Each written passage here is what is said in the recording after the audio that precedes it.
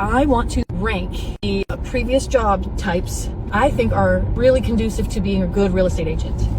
Musicians are there to make sure everyone's having a good time, kind of keep the timing going.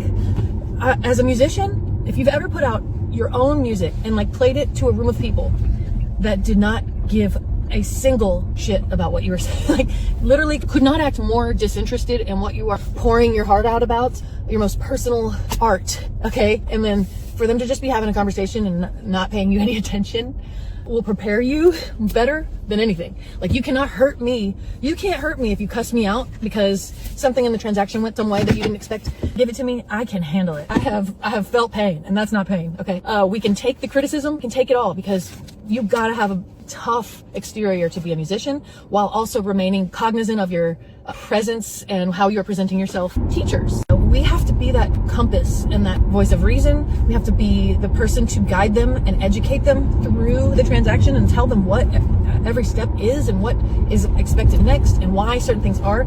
So a teacher has a lot of patience with that, and a teacher is going to remember, hey, these people may not know this. This is like a new class. A new set of buyers or new set of sellers is a new class. A teacher is going to go through that entire lesson every single time in a way that is very empowering. Number 3, it's social worker. It's part therapy. Buying a house is a big deal. So it's a big, scary thing. A lot of times you're working with first-time home buyers that never bought a house in their life. They've rented their whole life. They're terrified.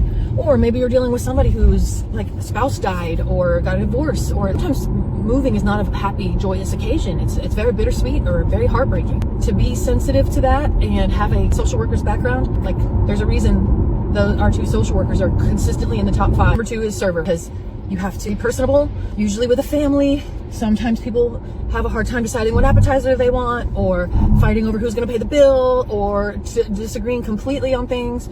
Sometimes it's a tense situation where there's a breakup happening, or somebody's crying, and you just got to be professional and continue to do your work. The personal skills, the sense of urgency, the service, because real estate is a service job. We provide a service.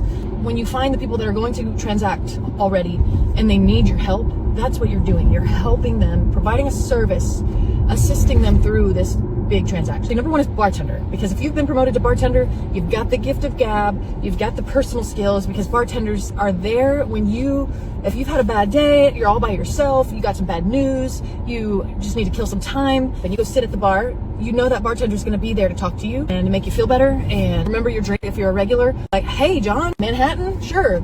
How's the kid? That is real estate 101, baby. Like, that's just real estate with a drink mixer.